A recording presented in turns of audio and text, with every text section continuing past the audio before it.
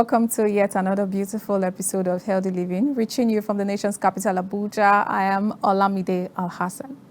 Now, the number of emergency department visits due to misuse and abuse of prescription drugs has risen to 98.4% since 2004. Most of these cases stem from refusal to follow medical instructions from the doctor and through to the pharmacist. And pharmacists are most often the first healthcare professional or persons in general to identify potential or chronic substance abuse cases. For this reason, they are well positioned to play a crucial role in fighting substance abuse through prevention, education, and awareness of assistance programs. Today on the program, Pharmacist Adamatie Samuel, member, Pharmaceutical Society of Nigeria, joins us to discuss drug misuse and abuse, focusing on the role of pharmacists in prevention. You're welcome to the studio. Thank you very much, and thank you, Vilas. How are you doing today, sir? I'm fine. And you? Fine, thank you. Thanks for making our time to be here with us today. Okay, thank you. All right, we often talk about drug misuse and drug abuse, and some persons use them interchangeably. I want to believe there's a difference between them. Yeah. Could you please enlighten us? Okay, thank you very much. They have different definitions of drug misuse, drug abuse, like you mentioned. They use them interchangeably. However, I want to cite it from an authority using WHO. Okay. And the way they fixed it, drug misuse, it has to do with your not being consistent with the use of a drug according to the legal or medical guidelines. So what it definitely means in terms of misuse is that, okay, we just finished word malaria, right? Yes. Exactly. So let's take, for example, an anti-malaria. I don't want to mention any name here. Now, when you say legal now, it means, okay, this drug is an anti-malaria used to treat malaria, someone that comes down with malaria, but this person ends up taking this drug for typhoid, maybe because of ignorance. That's a legal aspect. It's supposed to be used for malaria. Sure. The medical guidelines, like you were mentioning earlier, talks about it can come in this way. A doctor says, this anti-malaria I just gotten, take one tablet now, in 8 hours time, take another tablet. You decide to take 2 tablets because you feel that 2 tablets going to work better. That's misuse. The doctor says, okay, take 1 tablet now, and in another 8 hours, take another tablet. You decide to say in another 2 hours, let me take another one, another 12 hours. So you are not following the frequency. That's drug misuse. The doctor says, take this anti-malaria, take it for 3 days, write it down. You decide to take for 2 days because you feel you are getting better, you forget to take that drug. Or even on your own, you just had one symptom, maybe headache or the likes, you just go to a nearby pharmacy to get an anti-malaria. That's also misuse. Or you can even decide that the route which they used to take that drug, maybe it's orally, decide to take it intravenously. I've seen a couple of times where people now mix this IV antibiotic, maybe gentamicin, they now take it orally. That's wrong, that's drug misuse. Or co-administration of a drug. So the doctor says, take this drug orally with water, you decide to take Coke, use Fanta, or take it with your Gary or Eba. That is drug misuse. So you see, there's a guideline for it. You have not consistently followed it, or you have taken it for something else. So that's where drug misuse comes from that definition from WHO. Now, drug abuse. Now, it means that you talk about harmful or hazardous use of psychoactive substance. Now, psychoactive means any drug that affects your mental process. So when you take that drug at a harmful level, meaning, I'll give an example. A drug that, let me give this common drug that they abuse now, because why we're looking at abuse is because it's a psycho drug that alter the mental process. For example, tramadol. Tramadol is one of those drugs. It's for pain.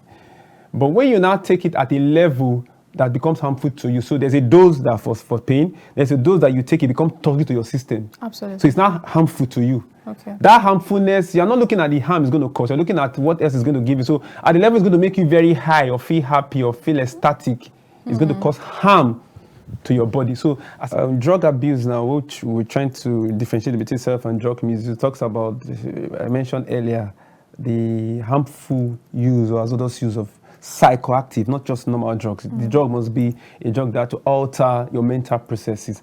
And also, if you look at both of them, what connects them is actually the intent. What differentiates both of them. Now, for misuse, it has to do with an ailment. So somebody is not fine, he or she has malaria, you now say, okay, the doctor say take 1 tablet, you feel you need to take 2 tablets, so you take 2. So you have increased the dose, which is misuse. Okay. But, so there's a reason, there's an ailment, you have pain, take this drug for pain. The doctor says take 1 tablet every 8 hourly, that's 3 times a day. You decide to take 2 tablets, you feel, okay, I've seen people that take 4 tablets of Panadol for headache, they say, yes, eat it very well. True. That is misuse. There's an ailment there. So that is where you're misusing it. But for abuse, it's not. The intent is a feeling. You know this drug is for, let me use that word now. Let me pick a psychoactive substance, a drug that works in the brain. Drug they take to calm your anxiety. But you know the drug or to make you sleep. Okay. So you know this drug is to make you sleep. You take the drug, it makes you sleep. The next day, you take this drug, you feel that 1 tablet cannot make you sleep. You decide to take 2 tablets. Now, there's an ailment, you want to sleep. You take it to sleep. But when you now take this drug because you want to feel relaxed, you want to feel high, you are taking it away. So the intent is not for the ailment, it's for another feeling entirely. That's where abuse now comes in. And it can lead to addiction. Because, with abuse, you can have control. I've seen people in my village then. They have this every Wednesday as their market day. What they do is that, market day in the village, there are people come from other states, come to buy goods in large quantity. So you have guys that come with their wheelbarrow to carry. Yes. But everybody has their elastic limit. There's a level you can get up to. Absolutely. So in the morning, these guys go and take tramadol at a very high dose. So it's no longer for pain. When they take that tramadol, it numbs them. So they are energetic. They can carry whatever they want to carry. So you see them walking. Let me use that word more than the horse. When you say that word horse, of course, yes, but it's not their normal self, and they are not taking tramadol for pain. They are taking tramadol to give them a feeling of highness. So it's going to harm them because at that level of tramadol to give them that intense feeling of strength is toxic to their system, to kidney, to the other vital organs. But it has given them that feeling of energy. They can carry what they're not supposed to carry, and so they meet up. So, but they can control it in the sense that they only do that every Wednesday. So today is Wednesday. I'm going to take 7 capsules. I'm going to take 8 capsules of tramadol. It's controllable, but it's abuse. It now leads to addiction, whereby they can no longer control it because they can't do without it. In the sense that if you don't take it, you will not function normally. That's where as I said, you have, because that's why I'm mentioning that, because some definition put both abuse and misuse together and put addiction as abuse. While some definition gets from that point of drug abuse and addiction as one, then drug misuse as one. So I needed to bring them down for you to see. This breakdown, you did a great job breaking down, and it just occurred to me that a lot of persons have been misusing drugs. Very well. And I'm sure somebody at home is already feeling, I think I used to take the drug with Fanta. The doctor, can I take it with Fanta? Exactly. It's That's what I'm going to. Some of us, I think I am one of them. I'm going to admit openly that I don't take my drugs with water. In fact, I think I still took my antimalarial a few minutes You know what ago. that causes? Now, yes, that's what I'm going to what effects does it have? Interaction. There's interaction. It can be drug-food interaction, the drug-fruit interaction. So what it means interaction is that... in what sense? Yes, now there are different ways of interaction. Interaction can come in the sense that what you have taken can cause a synergistic effect, meaning synergistic means can give a faster or more effect of that drug than necessary. Okay. It can give an antagonistic effect. It can prevent that drug from working. Oh. The interaction can come in such a way that liquid you took with that drug can make it form. Because even that liquid you're taking has excipient, has content, has some chemicals inside too. You're taking with that drug, so they can form. That's chemistry. So, but if you don't understand this, you just feel that it's going down, it's going to my system. Meanwhile, that's why you need the help of a professional, because there are some drugs that even require that you eat before taking them, because eating will actually increase its level of absorption faster and give you a better response. So, when a doctor is writing, and say, you're going to take this drug. When you say a pharmacist, he now gives you the best advice and say, okay, this is best taken with water. This is best taken when you take it with food, oily food or not, but not on your own. That's why I said one of the ways to misuse drugs is when you take a drug without it being prescribed for you, because you don't know the different modalities in taking that drug. So that's it. So you taking your drug, maybe anti-malaria with Coke, or let me not start mentioning beverages and the likes. It might not get the maximum effect. So what about cold water? That cold water thing, thank you mentioned, is actually a myth. Do you know gastrointestinal tract, the level of acidity that is there and the like. So you're taking cold water, hot water is going to affect the drug. All those are all myths. Also, you can take your drugs with cold water. You can take it cold, you can take it with warm water. It doesn't stop any effect of any Because, drug. you know, people tend to, thank God you mentioned myths, people tend to say that if you take oily meals and then you take cold water, it will congeal, and then it's harmful to your health. They are comparing you or comparing the body like a pipe. You know, you have a pipe that when you hit the pipe and you put oil inside, is not, if there's a pour hot oil into a pipe and allow it to cool, it will now congeal the pipe. It's not like that with the gastrointestinal tract. So you drink cold water to just be cool, and until now, no, these are all myths. Unless you take substances that they are fatty. That's why they can clog your vessels. Not using water as that. Water is the best you can get, the liquid that you have, that God created, that you could use to take your drugs. Beautiful. Thank you for, at least clearing that from a lot of people's table. Thank you so much. Now let's talk about, you just mentioned while you were talking, you talked about the differences between the misuse and the abuse of some of these drugs. Now, a lot of persons would often wake up and tell themselves that if I've been asked to buy, if my neighbor has been asked to buy so medication for this particular ailment, I could do the same. Or sometimes my family member got this, used it, and it worked for them. I could as well do the same. And they get to the pharmacy. Pharmacists just reel out drugs without even asking, what are you using these drugs for? In that case, who's to be blamed? The pharmacist, the person buying, and where does this go to, and which category does this belong, abuse or misuse? Okay, I'll answer this question from the point of the pharmacist. Since I'm a pharmacist now. Part of our training as pharmacists does not entail that you just come and request for a drug we just give to you. Only it's an over-the-counter drug. Panadol, vitamin C, over-the-counter medication. But the prescription-only medicine, we are trained to ask, why do you want to take this drug? So that we are sure you actually need it. Okay. Because sometimes there are cases where waiting is healing. We don't give anything, just go home, relax, rest your head, you'll be fine. Take a cup of water, you'll be fine. That case whereby you need a drug, but if we don't click, interact, we don't get that. So we are not trained to just come buy, like you have your computer, garbage in, garbage out. Say, I want to buy Panadol. No, Panadol is an OTC. Say, I want to buy one of these anti-malaria that is a POM, prescription-only medicine that you need a prescription to get. I will just say, take and go. I must ask you some questions because, like you mentioned, the person is buying it because the neighbor, the friend, had that same symptom. There's what you call individualization of drug therapy. That's everybody is peculiar in his own case. So I do not use A's issues to manage B. It's not done in the profession. And so what happens is this: some questions should be asked. We know what is wrong, if you actually need that drug for that purpose or not. So in that case, it's actually a misuse because it's a psychoactive substance. If it's a psychoactive substance, you need a prescription definitely. Because you cannot go to a pharmacy to get a psychoactive substance, drug that acts on the brain, mental processes. I need to break it down without a prescription. It's not done anywhere. So in that case, coming to a pharmacy to get a drug, the questions need to be asked. And so you need to be clear to know if you actually need that drug. And we need to take notes. Every individual, they are not the same. The person having headache, maybe intermittent headache, might be malaria. The next person having headache might be as a result of high blood pressure. The next person having headache might be as a result of stress.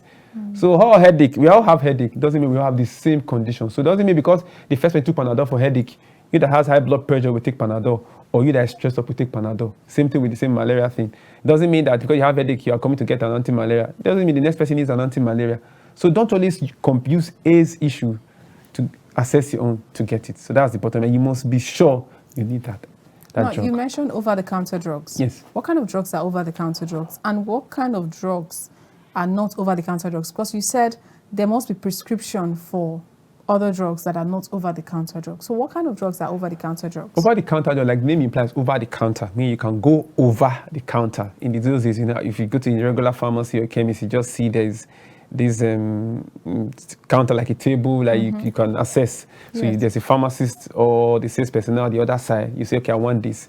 So there are drugs that you could go on your own without a prescription to get. Like anti-malaria too? Not necessarily. In the past, anti-malaria was strictly a POM, but now you can easily, because of, like you talk about the word of malaria day now, you can even get anti-malarials over the counter, meaning that you run a test at home with your rapid diagnosis test strip. You find out it's positive, people have been taught you can go and get it. But in the past, it was strictly based on prescription. So if you're between over-the-counter drug and prescription-only medicine drug, prescription-only medicine drug, you need a prescription from a prescriber, who is actually a physician, a doctor, or you can get from a registered pharmacist to prescribe and you go get it.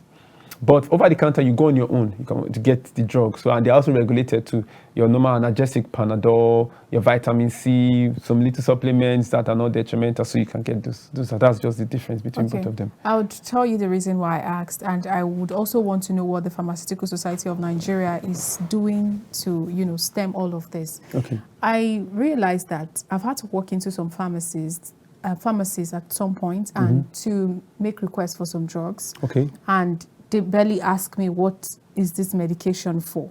Nobody asks me about it. And sometimes when I try to engage them because I want to know about it, those that are behind the counter are literally clueless. They're just there to sell to you. They don't even know what you're talking about. They don't even have an idea of what you're asking them for. Like, I've had a very close experience myself. So at the end of the day, if you have these people in most pharmacies, it simply means that people are at the risk of getting any kind of medication that they walk into a pharmacy for without knowing what it is meant for. I could recall a particular lady asked me to get a medication for her. I didn't know what it was meant for.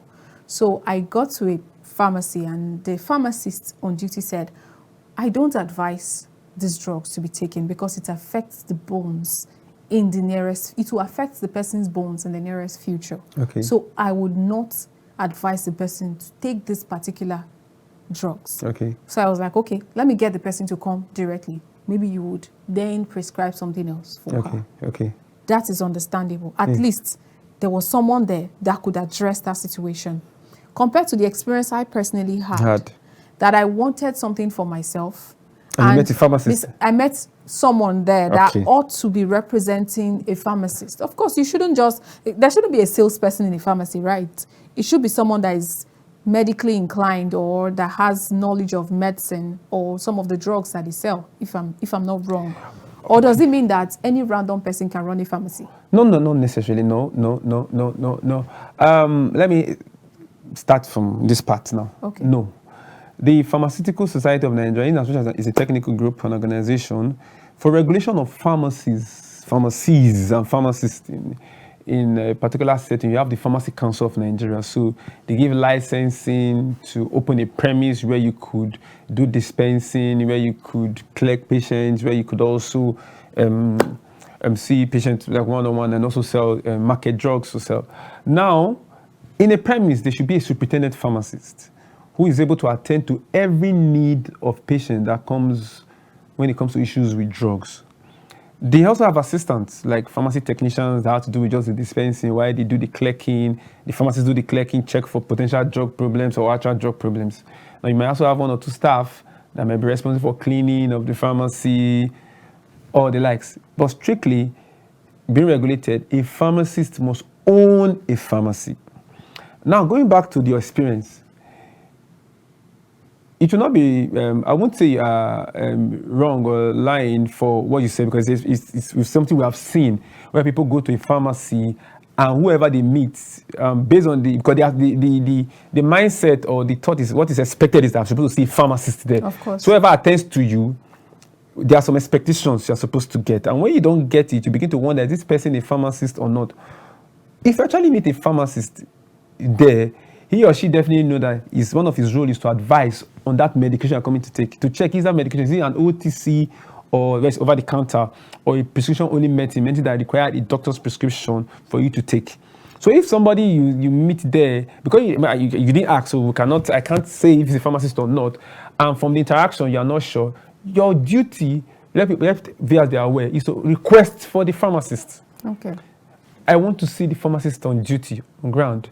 Because as a community pharmacy, you're supposed to have a pharmacist on ground. And community pharmacies are well regulated by the Pharmacy Council of Nigeria. And those are the ones that regulate it. So if that experience is something that is being looked into, because Pharmaceutical Society of Nigeria, collaboration in the Pharmacy Council, they're actually looking into that. Because if you notice, I think of recent, I forget one of the states that some shops, pharmacy shops were actually closed.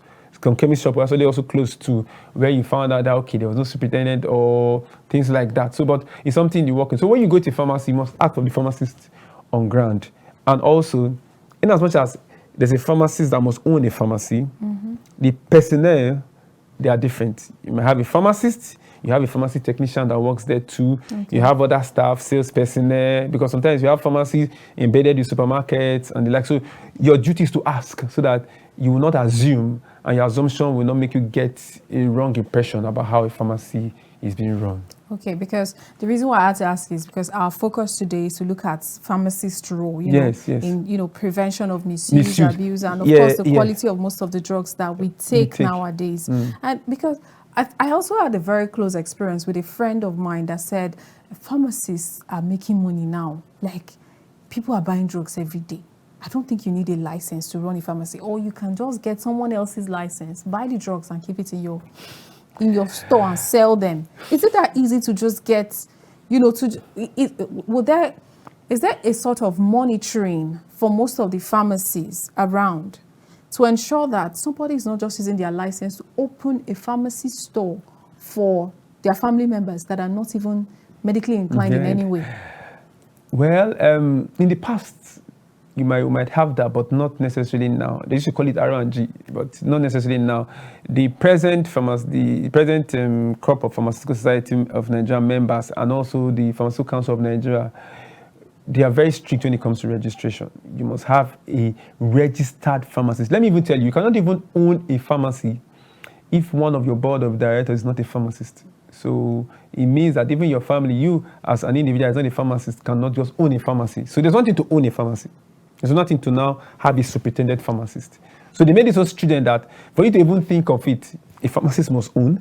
Then for you to now run it, you must have a pharmacist. So meaning the license is coming two ways. A license to own a different person, and a license to even run it. If not, it does not exist. So there's no way to be approved that you run a pharmacy when there's no pharmacist there. That's why you see me saying, always asked, if there's a pharmacist, I want to see the pharmacist on ground. The reason why I ask is because paperwork are different from reality. Yeah, they do monitoring. They do monitoring, serious monitoring. The present crop of the Pharmaceutical Society of Nigeria, and also in collaboration with the Association of Community Pharmacists, because now, where you're talking about pharmacies now, you're looking at community pharmacies, also have their own association too, in collaboration with also the Pharmacy Council of Nigeria. They go on routine inspection to approve premises, to check if what you say is what is existing. If you say you have a superintendent pharmacist there, if the superintendent pharmacist is also existing there. So these are all the ways, the checkmate issues of registering, having illegal premises existing, or selling a wholesome drug or substandard drug, or making people get access to. Because if you have a quack or someone that doesn't have idea about drug, that's where there's a tendency for misuse and abuse. That's where somebody can come in and say he wants to get a drug that requires a prescription that is psychoactive, that can lead to addiction, that can lead to other issues. And the person that doesn't understand how this drug actually acts will just go and sell and give out as if it's giving an over-the-counter drug. So that's why you need pharmacists to always be on ground. That's why people should always ask their pharmacist before they take drugs. That's the point. So would I be right to say that most of the misuse and maybe abuse of drugs is due to negligence and ignorance? No. I would say you're right or wrong. Now, one of the causes of, let's start with the abuses now. Okay. One of the causes of abuse is easy accessibility to drugs. You're mentioning negligence now.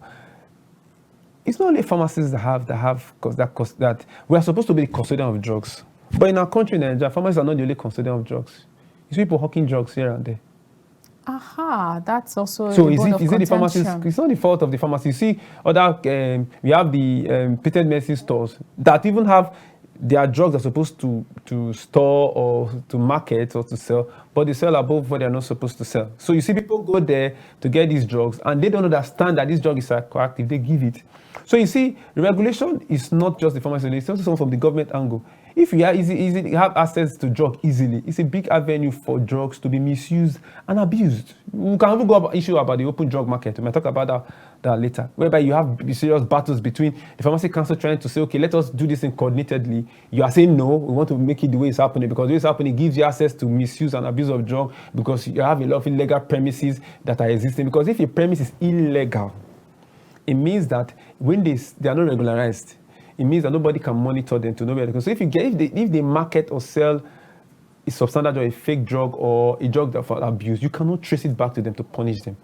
That is what. And people are fighting against this. So if you heard about the issue of Kanu of recent, where they tried to move them from the open drug market to a coordinated place, it's a big battle. PCN is trying their best to do that, but they are fighting against it. PCN wants to see whereby those that are doing the business genuinely, those that are registered, to come to a point whereby they have a coordinated wholesale center. Everybody can have their different premise. You see them, you regulate them. They say no, they want to remain where they are. We have people that are selling, like you're selling in the market. You have open spaces where you just market drug and you're not registered. That's where people can just sell whatever they want to sell. So in one of those causes that people have access to drug in this country, in Nigeria, very easily. That's one thing that leads to the drug misuse. Apart from the fact that you just mentioned negligence, there might be other factors also, but we'll come to that. Let's go on a quick break. When we return, we'll be talking more on most of the causes. No problem. All right, viewers, let's go on a quick break. When we return, Pharmacist Samuel will still be in the studio. Welcome back. This is still Healthy Living, and we're still discussing misuse and abuse of drugs and looking at the roles of pharmacists in prevention. All right, before we went on the break, you were talking about some of the causes of drug misuse and abuse. Okay. We mentioned about easy accessibility, looking at our country in particular. One of the other things that causes drug abuse now, because we are interchanging them, we already know what abuse and misuse is, we've actually separated now, is this genetic predisposition. So if in the family, in the past, maybe a sibling, an uncle, an auntie once abused drug, you have to be very careful, because it makes you more prone than to someone that doesn't have that kind of history in the family to abuse the drug. Why? Now, is it because you see them, or no, not genetic? necessarily. We come seeing them is about habits.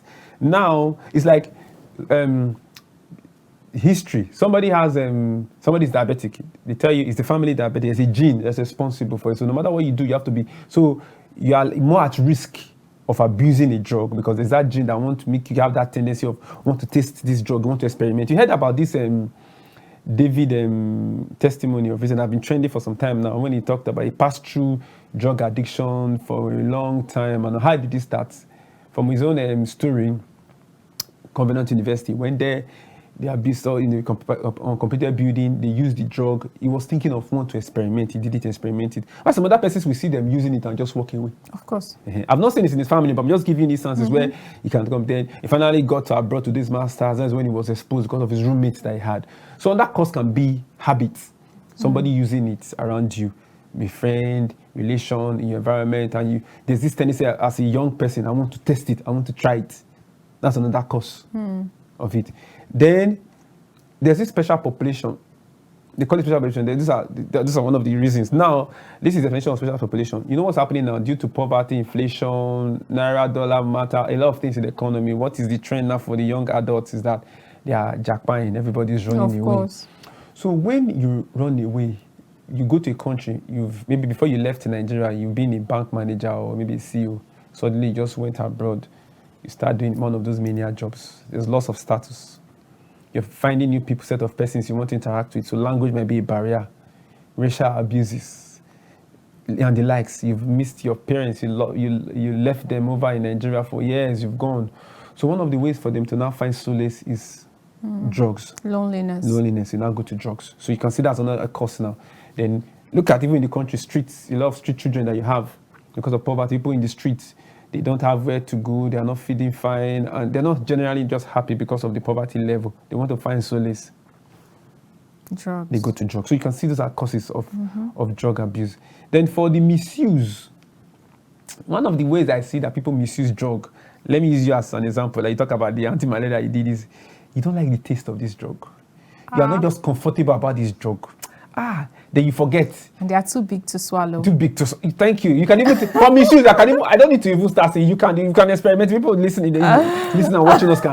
You can even say, this drug is here every time I want to be taking drug. Can't you? I've seen people that call me and say, I want to treat malaria. Don't I have the one just equally once? That'll be all. And go. But we've not seen that one. So you see, there's an issue of adherence because people they call it pill budding. Yes. This person, there's a tendency to misuse drug when there's pill budding means. You are taking you go to the hospital and the doctor gives you a lot of drugs. So you're taking about 5 or 6 drugs. So you're not just happy about it. Honestly. You take one for malaria, an anti-malaria, for typhoid, taking for pain. Please. So you see, these are the causes. So misuse can easily be handled. Okay. Than abuse. Now, for misuse, when the doctor sees that you lack that tendency to adhere, like for example, now you say you didn't take that drug because you forgot. I'll look for the one that is easier, that can be taken once daily. So no matter how, you must meet up with this time. Or I try and reduce the body, look for a fixed dose combination. So if you have like 3 drugs to take, you have a tablet that have those 3 items, those 3 contents, they're activating together. Well, they're easy. But for abuse, it might not necessarily be easy to handle like that. So abuse, we have to talk about therapy, now talk about education, if it's one that can be controllable. Because the one for abuse that is controllable, you said from abuse go to addiction. The abuse part is you're taking those harmful substances, psychoactive, but you can control it. With very honest discussion, education about the psychological effect, the mental effect, the physical effect is going to cause, and if it's very genuine, you tend to say, okay, this thing does not have this tramadol I'm taking. It might affect my kidney. It might affect my liver. It might not make me normal. You tend to. But with one that's uncontrollable, you know the consequence. But you cannot do anything about it. That's why now go to rehab. As I mentioned, the David issue says a lot because he tried to stop. He could not. That was hard. He couldn't. It was really, really, really hard. So that's when it comes to both of them. So from the causes, you can definitely see there are a lot of things that cause this. Yes, and we can even come to our own country. You look at it, what causes more here? That accessibility to drug. Yes. One, level of poverty. So you have a lot of street children in the street. In Abuja, wow. I don't want to mention places that is common. Then you talk about people living the environment, and so there's lots of status, influence, work. So people being sacked from their job, they find solace in drugs. So you can actually get it from now, there. because you talked about accessibility, I want to touch on that before we talk about effects. Okay. Now, why is it that drugs is very accessible, that even if you go to a marketplace, you find people hawking them? Especially some of these painkillers. You find a lot of drugs on the streets. You find people hawking it in the marketplace. Why is drugs so accessible? Something that's dangerous, risky, that can even lead to death. Why is it being sold randomly, even in the marketplace? Well, personally, if you want to ask, I think it has to do with the level of government engagement in terms of seeing the importance of regulating drugs. Why do I say that? Like I spoke the last time on World Malaria, they're looking at our health budget. If your health budget is real small, 5 to 6%, it means you didn't even have much regard for health. Let's be very sincere. If you don't have much regard for health, then you don't have much regard for your citizens. Then how do you now want to regulate them? Let's come to that. PCN cannot regulate drugs handling if the government does not support, even though PCN, Pharmaceutical Council of Nigeria, is a parasite under the government, if the government does not show support. I talked about the open drug market earlier. If you do not show support, in March there about 2007, that was when the open drug market in Onitsha was shut down by the lead Dora Kuni. Yes. What happened that she shut it down? They found out that more than 100 load trucks of expired, banned, illegal drugs was gotten from that market. They shut it down because just imagine that load goes to the market, goes outside to different parts of the country. People coming down with different ailments from using expired, illegal drugs, substandard drug or fake drugs. How it will affect their family. You can see the economic effect. It was shut down. And after some couple of months, I think in June, it was open. Before it was open, there were some criteria, there were conditions that were met. I don't know if they met it because I've not gone there, but it was stated if they should meet it. One, they said they were able to identify about 26 fake drug merchants and says, we identified these guys should take away all their products from this market in the next 48 hours. Then this market should have an easy entry and exit point, get where you can have about 3 exit and entry points, so that this is for people to get accessibility, have committees that will regularize the market and get people that are well registered, so those that are functioning legally should go.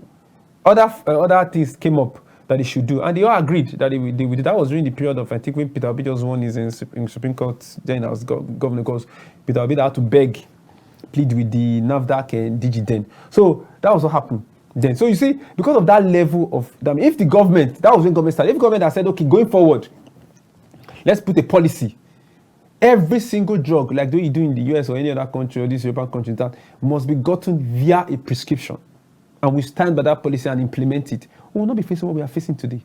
You mentioned that, I think it was last year or 2 years, it was early last year, 2021, where when they caught some Boko Haram fighters, they killed some, and what they found was a lot of drugs, tramadol and the likes. Wow. Have you not seen when a lot at NDLA is doing now, where they get a lot of people carrying drugs and the likes and all? If the government puts hands to this, it will trickle down.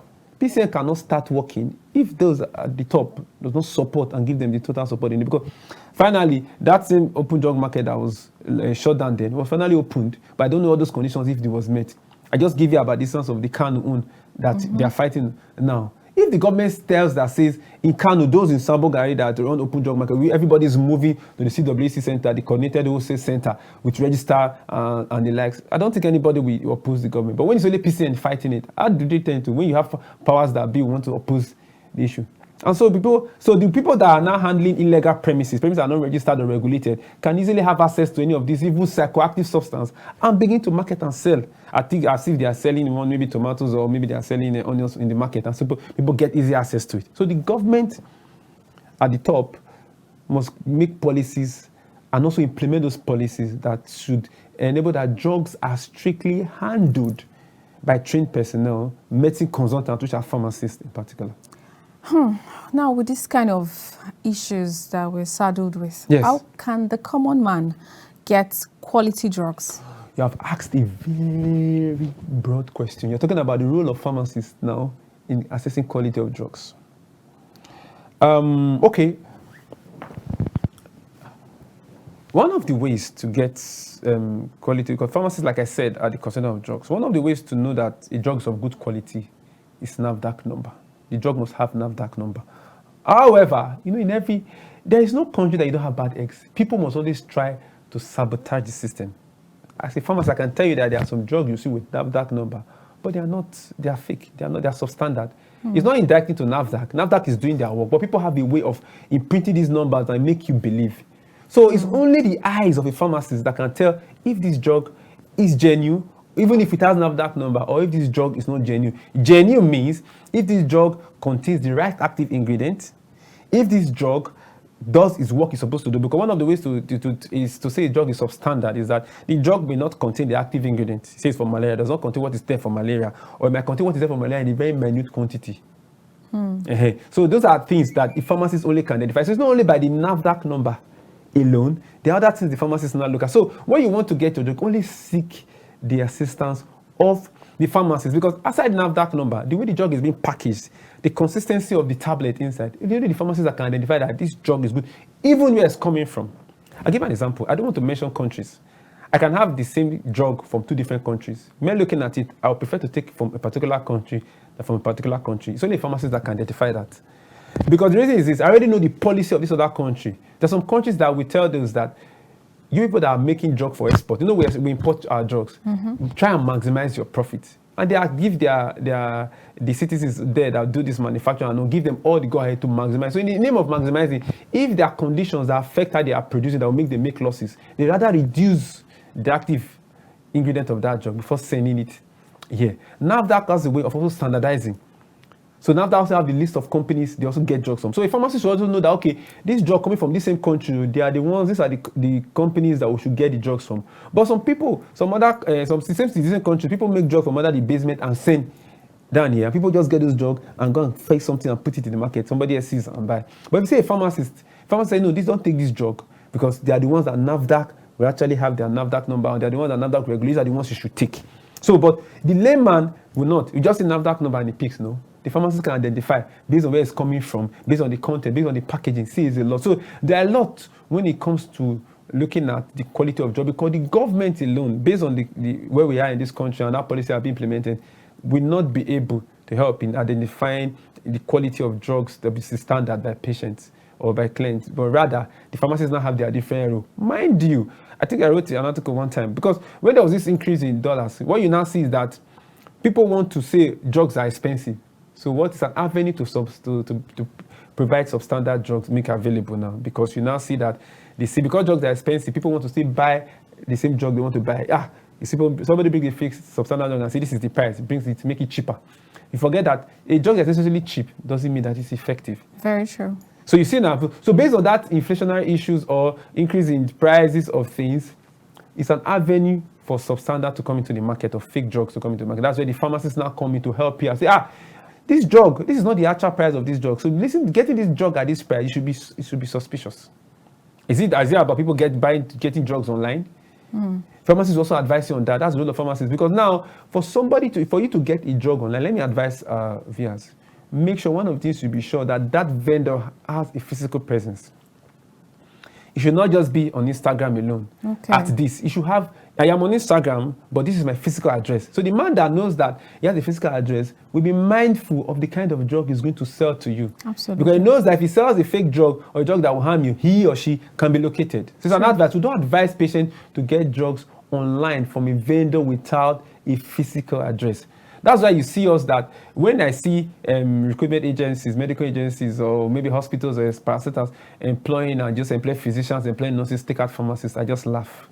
Because there's a lot the pharmacist will do for you that will help your patient. There's a role in procurement. When it comes to drugs, the pharmacist is an authority. He goes to get this drug from whatever vendors that are necessary. He picks the ones that is right, the ones that are not substandard for all the patients, because he's able to identify, not just looking at that number alone, he knows where these drugs are coming from. So when you say you don't want to recruit, well, that's where you're one of the issues you face. Then you roll to the patient comes, he says, this is the one you should take, this is where you should take it. The patient wants to say, okay, well, I saw this drug online, are you sure there's a physical address of that place you're getting? Looking at the packaging, looking at the spellings, it's only the pharmacist, the medical consultant that call them, that could identify all this. So our role cannot be overemphasized. It needs to, and it's usually enormous. And if we, the viewers, the government parastatals, do really not understand it, we tend to take pharmacists for granted, and it can actually have a lot to affect our population. All right. In as much as we can take the pharmacists for granted, yes, how do we get to know what the pharmacist knows when it comes to getting our quality drugs? Because most of the things you've just said now, the differences you've just highlighted, yes, how to know if this drug is, good and if it's not. How do the ordinary men, how should an ordinary man know that, okay, if I'm going to get a drug now, this is the best one for me. This drug is not the best, or this drug is not quality. Especially because most times, most of the pharmacists do not educate people that are getting the drugs that they get. Well, one of the reasons is this your program. We are here now to educate. Of course. And it's doing that. So, but what we also advise is that before you get any drug that is not an over-the-counter drug, make sure you seek a pharmacist advice on that particular drug. We are making ourselves more available now. The world is becoming digital. Just with a call, just with a message, with your chat, WhatsApp, you can send the picture. Oh, this drug, I got it to. The pharmacist, where did you get this drug from? What is the content? Where is it from? They didn't have that. Sorry to cut you, because you said the world is becoming digital. A lot of people even go on Google to probably get their own prescription and then go to a pharmacy. Thank God you asked that. You said that. Because when I say the world is becoming digital, yes, I do not mean that Google should be your hospital, your treatment area, and where you should get drugs from. Some people just put their symptoms on Google and then it just suggests that then they go to the pharmacy. Let me tell you now. A guy put his symptoms on Google and ran back to me. Because what they said he was having, he got more scared. Because what Google does is that give you detailed explanation of any ailment that has that symptom. So the Google even showed him cancer, showed him the guy said, I said, you see yourself, who sent you to Google? That's why you have professionals that are trained. There's a physician there that is trained to be able to differentiate this headache, whether is it for this or this or this. This pain here, is it for this or this or this? It's not necessary, because Google will give you everything and you get more confused. So we never advise people to go to Google. So when I say the world is becoming digital, meaning the pharmacist is at your beck and call. You go online, you see a lot of pharmacies that you have their contact that you can easily call and say, okay, this drug, where can I get it? Can I get this drug? I got this drug. How is it being used? So that's where it comes. That's what I meant by the world is becoming digital. We can actually interact and the likes. But in all, pharmacists have a huge role to play in ensuring that our quality of drugs are up to really, really standard. And the government has also a role to play in supporting the pharmacists around them so that these aims and objectives can be achieved. So at the end of the day, the patients, the citizens, we get the best when it comes to drug use. All right, let's talk about the nexus between the role of the pharmacist and NAFDAC when it comes to assurance of quality control on most of the drugs that we take. NAFDAC is headed by a pharmacist, Pharmacist Adamatie. She's a pharmacist. Yes. So in terms of an authority when it comes to drug and knowledge of drug, they know. But they need to be empowered. There's a level they can get to. There's a limit they can walk. That's job and NAFDAC. They are doing their job, but when what you are doing doesn't commensurate with the population that you are faced with, you need a lot of support. You need to be supported by the government, you need to be supported by the Pharmaceutical Council of Nigeria, you need to do collaboration with PSN, with ACPN, Association of Community Pharmacists, Pharmaceutical Society of Nigeria, other technical groups, so that they all work together in hand. While NAFDAC is doing this, avenues have been provided where we are able to identify, collaborate, so that the patient will actually get what is needed at every point in time in terms of the drug and the quality of the drug that the patient is taking. So that even with inflationary issues, increase in prices of drugs, they still have access to quality drugs, so that they will not say, oh, drugs are going up. No, I have my own, this one is cheap. And they say, oh, this one is cheaper, you take, whereas you're taking chalk. You're not taking a drug. It happens. So that's it for that. Wow. Now, you've been stressing on drugs that are not over-the-counter. Yes. So what about the over-the-counter drugs? Okay. The PCM we use every day. There are lots of brands out there, and people will be wondering which one is even good, which is not. And most times when you just walk into a pharmacy and I want PCM, they just give it to you as an example, paracetamol, I want this. They just give it to you. They don't even tell you what to do or what not to do. Yes. They don't even tell you how to use or how not to use. They don't even tell you, because I think I had a doctor one time that mentioned, a pharmacist, I beg your pardon, one time that said that excessive use of paracetamol could damage the liver. Sure. All substances are poison. There's no poison. It's only the dose that makes the difference. So even paracetamol is poison if you take it excessively. Thank you. But a pharmacist probably just give it to you over the counter drugs. Say, yeah, take now. You want paracetamol? Okay, take. You want this? Take. Nobody just educates you. You know, sometimes for this over the counter drugs issue, I think I will not really exonerate pharmacists from it. We have this expectation that you already know. Whereas we probably don't know. That's as we're interacting. We have this expectation that I'm being very real. Yes. That this and it's vitamin C. The person already know how to take it. Whereas vitamin C is abused. That's what I'm saying. And you've just said it. They already know. So it's just a call of now that we should start looking at, even if the slightest is of Panadol, let us explain to the patient. Then going back to the issue of how do they know which is good or not? Remember I said there's a role of pharmacists in procurement. Mm-hmm. So if you hit the foundation, by extension, everything will be controlled. We do this procurement now, so we'll be able to get to the different vendors and get these OTCs that are of quality based on identification. Okay. So they are there. The staff can actually dispense that. So we advise people to get their drugs from registered pharmacies. Okay. Why are you getting your drug from registered pharmacies? Because those are pharmacies that are regulated by PCN, ACPN, and PSN in collaboration.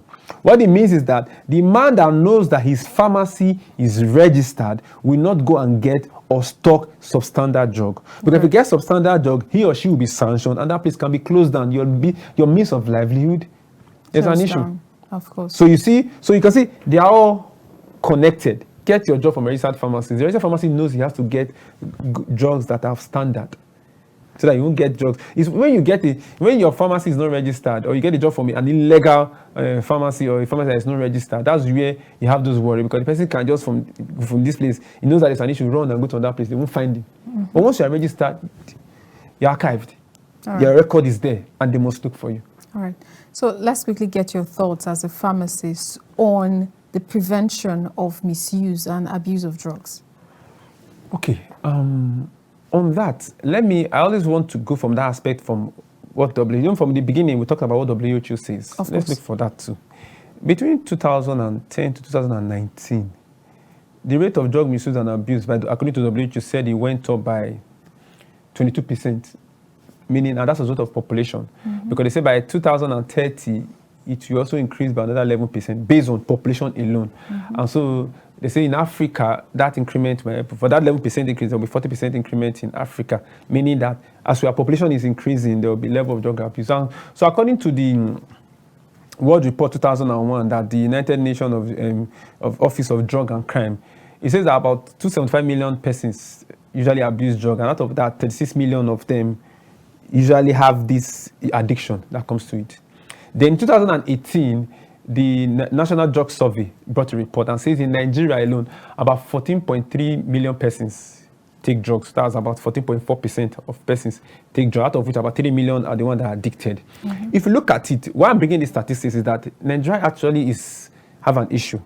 Now, 14.3 million persons is about 14.4% of those that actually take drugs in terms of those that use drug. Yes. And those that age is between 15 to 64 years age of individual. So if 14.3 million persons take drugs, and you say that at that person that's 40.4%, it means that approximately 99 million Nigerians are between the age of 15 to 64. And they said from that report that we are far, far above the global average. The global average says about 5.6%. That's about what I mentioned, 275 million earlier. Yes. Or maybe you can look at it, according to 2020 report, it says about 284 million. Meaning that the age range that uses drugs between 15 and 64. And so if 5.6% is 284 million persons, it means that about 5 billion persons between the age of 15 to 64 in the world. That is it. So yes. Out of that's 5 billion persons, or so 284 million takes. So 284 million from 5 billion is that 5.6%. And Nigeria is 14.4%. Wow. Far twice above the global average. So Nigeria is a case study. It's really bad. Now, why am I saying this? So that we have to really look into it. Look at last week. Just last week, check Google News about NDLE. There was a fight, about 30 minutes gunfight. They had to recover about almost 9,000 kg of Canadian land, because that's cannabis, one of the most abused in Nigeria. Actually, that was gotten from Lagos. In Ogun State, the same that last week, NDLE tracked an industry that was mixing your drugs with Zobo drink. The same NDLE. And that same last week, they went to Adamawa, caught the same cannabis. Went to Kogi, caught with cannabis. Went to Edo State, caught the cannabis. So you mean in the southeast, they caught. Anambra, they caught. In the north, they caught. In southwest, they caught. So I mean, it's going around. So it's not something that we have to take lightly. So in looking at prevention, generally, is anything at all that we make access to drug hard. Anything that will stop that, mitigate access to drug. And one of those things we mentioned is that open drug marketing. The drugs should be well regulated. Drugs should not be handled by non-professionals. And that's it. I'm talking about NDLA I just mentioned earlier. People should be well educated. Then those that are already in the level of addiction, therapy. There's this, finally, let me just say one thing. There's this perception. That's what I talk about education. That the young ones feel that... I want you to give them the last word. The last word, yes. There's this perception that people don't believe that there's any effect with drugs, but that cannabis. That's why it's happening more. So more education needs to be done with evidence. Now that should come out, PCN should come out, ACPN should come out, Pharmacists should come out, and educate people on the consequences of drug misuse and abuse. And by that, you're going a long way curbing it with government support. Thank you so much. I think we'll probably still have more time next time to still discuss some of those consequences, because I believe that when people hear of the consequences, I think they will take more caution. Thank you so much for your time, Pharmacist Adamatie Samuel. We really appreciate you. Thank you. All right, viewers, that's where we draw the curtains on healthy living. We'll see you again next week. I am Olamide Alhassan. Enjoy the rest of your day.